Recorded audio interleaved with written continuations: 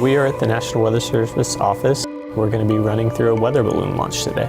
There are roughly 100 National Weather Service offices scattered across North America and the Pacific Islands, and they're all roughly evenly spread out so that you get good coverage when you're trying to give forecasts for a specific area. NOAA has become one of the latest agencies impacted by the mass firings in the Trump administration. Many of these offices have been dealing with cuts or hiring freezes or even buyouts. More than 800 employees have been fired, including those responsible for sending critical weather alerts. One direct impact that we are seeing is losing some of these weather balloon launches. We had to cease launching the weather balloon simply due to current staffing and expecting staffing shortfalls within the next month.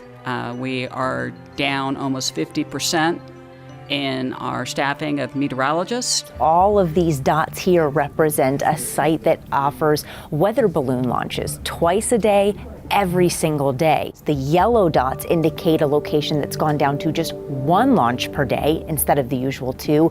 The red dots indicate where they have gotten rid of the launches entirely. Our particular weather balloon here is filled with hydrogen, which is then attached to an instrument called a radiosonde that measures temperature, humidity, pressure, as well as wind speed as it moves up in the atmosphere. One of their core functions is that the data that we take from them twice a day is used and ingested into weather models that produce the forecast that you, say, get on your phone or are utilized by your local or national TV meteorologist. They can also be used in the event of severe weather.